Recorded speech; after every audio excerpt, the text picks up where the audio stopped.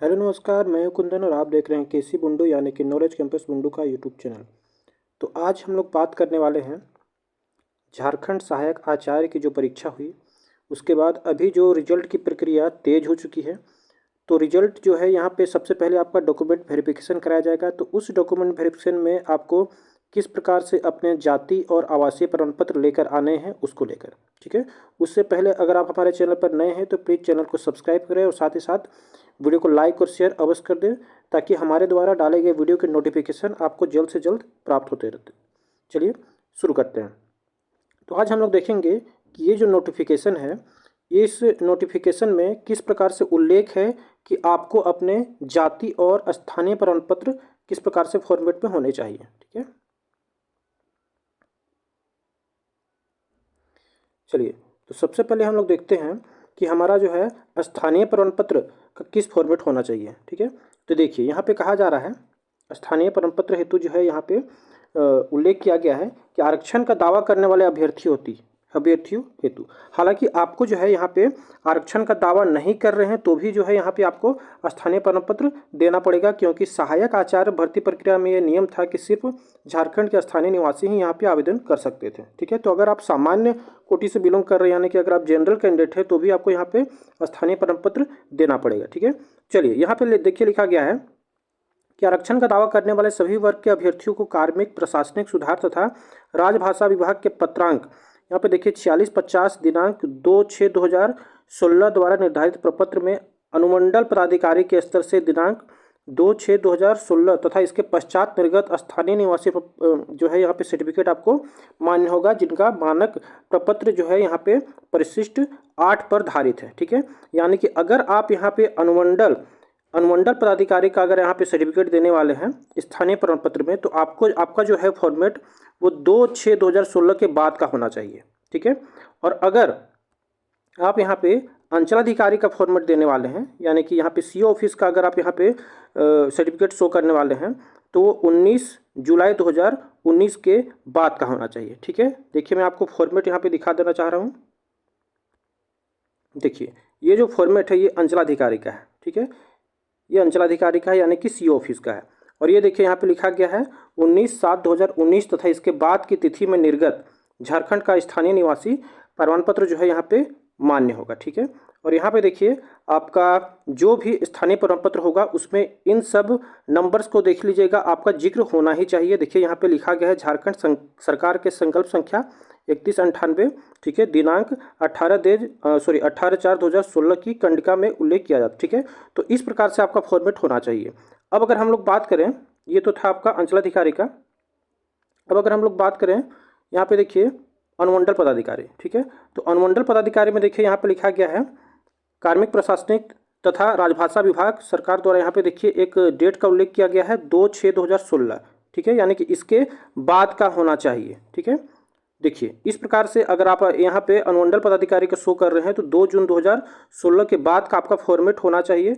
और यहाँ पे देखिए यहाँ पे भी संकल्प संख्या लिखी गई है 3198 और दिनांक 18/4/2016। तो इन सब नंबर्स को आप अपने स्थानीय प्रमाण पत्र में देख लीजिएगा, ठीक है। और नहीं है तो अभी भी आप उसको बनवा सकते हैं, ठीक है। अगर आप यहाँ पे आवेदन करने के पूर्व बनवा चुके हैं तो भी चलेगा और नहीं तो अभी भी आप इसको बनवा कर रख सकते हैं। जो है यहाँ पे मालूम चल रहा है कि जल्द से जल्द यहाँ पे डीवी जो है यहाँ पे शुरू कराया जा सकता है, ठीक है। चलिए ये तो हुई स्थानीय निवासी स्थानीय प्रमाण पत्र की बात, ठीक है। अब हम लोग बात करते हैं जाति प्रमाण पत्र की, ठीक है। देखिए यहाँ पे जाति प्रमाण पत्र के बारे में उल्लेख किया जा रहा है। झारखंड राज्य के अनुसूचित जाति अनुसूचित जनजाति के संदर्भ में जिला अनुमंडल के उपायुक्त अनुमंडल पदाधिकारी के स्तर से निर्गत जाति प्रमाण पत्र जिसका मानक परिशिष्ट 1 पर धारित है, वो मैं अभी आपको फॉर्मेट दिखाऊंगा, ठीक है। तो यहाँ पे देखिए जिला अनुमंडल यानी कि डिस्ट्रिक्ट और यहाँ पे सब डिवीजन से यहाँ पे फॉर्मेट दिया गया है। इसके अलावा आप यहाँ पे अंचलाधिकारी का भी फॉर्मेट दे सकते हैं, ठीक है। तो वो देखिए यहाँ पे 25/2/2019 को अथवा इसके पश्चात का फॉर्मेट होना चाहिए, ठीक है। ये ST SC के लिए है। आगे यहाँ पे देखिए OBC के लिए दिया गया है कि झारखंड राज्य के अत्यंत पिछड़ा वर्ग यानी BC 1 और पिछड़ा वर्ग यानी BC 2 के संदर्भ में यहाँ पे देखिए 8/2012 को अथवा इसके पश्चात उपायुक्त अथवा अनुमंडल पदाधिकारी के स्तर से गैर क्रीमी लेयर जाति प्रमाण पत्र जिसका मानक परिशिष्ट 4 पर आधारित है किंतु जाति प्रमाण पत्र की वैधता समाप्त होने की से संबंधित, अगर आपका जाति प्रमाण पत्र जो है समाप्त हो रहा है तो उससे संबंधित यहाँ पे जिक्र किया जा रहा है कि राजभाषा विभाग के पत्रांक 1754 दिनांक 25 फरवरी 2019 के अधीन प्रपत्र 15 में गैर क्रीमी लेयर स्व घोषणा पत्र समर्पित करना पड़ेगा। यहाँ पे आपको मैं बता दूं कि ओबीसी जो यहाँ पे अप्लाई करते हैं, जैसे कि देखिए स्टेट वैकेंसी में ओबीसी नहीं होता है, स्टेट वैकेंसी में BC1 और BC2 होता है, ठीक है। तो स्टेट वैकेंसी में BC1 और BC2 होता है। तो BC1 BC2 का अगर आपके पास सर्टिफिकेट है, इसके साथ ही आपके पास नॉन क्रीमी लेयर सर्टिफिकेट भी होना चाहिए, ठीक है, तभी जो है आप यहाँ पे पात्रता पूर्ण करेंगे।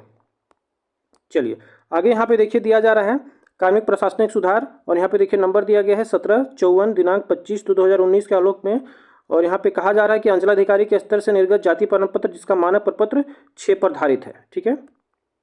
आगे यहाँ पे EWS के लिए है। देखिए मैं सभी आपको यहाँ पे फॉर्मेट दिखा देना चाह रहा हूँ। देखिए ये फॉर्मेट तो है EWS का, EWS वाले जितने भी कैंडिडेट्स हैं, ठीक है, उनका फॉर्मेट इस प्रकार से होना चाहिए जिनमें देखिए निम्न बातों का जिक्र होना चाहिए, ठीक है। यहाँ पे देखिए 4 पॉइंट दिए गए हैं। पहला देखिए 5 एकड़ of agriculture land and above, दूसरा है residential flat of 1000 square feet and above. अगला देखिए इस प्रकार से चारों जो है यहाँ पे सिचुएशन लिखे होने चाहिए। इसके बाद यहाँ पे देखिए आपको फोटो भी रहता है, ठीक है। EWS के सर्टिफिकेट में यहाँ पे फोटो भी रहता है, और यहाँ पे signature with seal of office, यहाँ पे नेम एंड डेजिग्नेशन का उल्लेख रहेगा, ठीक है। तो ये EWS कैंडिडेट्स के लिए है। अगला देखिए ये है यहाँ पे OBC यानी कि BC1 और BC2 कैंडिडेट्स के लिए। यहाँ पे देखिए क्रीमी लेयर रहित यानी कि NCL सर्टिफिकेट के लिए ये उल्लेख किया जा रहा है, ठीक है। तो ये फॉर्मेट भी आपको बनाकर लानी है, ठीक है। मैं यहाँ पे फिर से बता दूँ BC1 और BC2 कैटेगरी के लिए यहाँ पे जाति प्रमाण पत्र के अलावा यहाँ पे NCL सर्टिफिकेट भी मांगा जाता है। देखिए अगर आपका जाति प्रमाण पत्र के साथ NCL सर्टिफिकेट नहीं है तो ये फॉर्मेट आपको लेकर आनी है, ठीक है। यहाँ पे देखिए लिखा गया है क्रीमी लेयर रहित होने संबंधी स्व घोषणा पत्र, यानी कि आपका जो है सेल्फ अटेस्टेड करके यहाँ पे आपको देनी है। यहाँ पे देखिए सबसे नीचे में आवेदक या फिर आवेदककर्ता का हस्ताक्षर यहाँ पे लगाया जाना है, ठीक है। ये भी फॉर्मेट है। देखिए झारखंड सरकार के अधीन पदों पर नियुक्ति हेतु आवेदन के लिए अत्यंत पिछड़ा वर्ग द्वारा प्रस्तुत किया जाने वाला जाति प्रमाण पत्र, तो ये जाति प्रमाण पत्र है। इससे पहले मैंने जो दिखाया वो NCL सर्टिफिकेट था, ठीक है।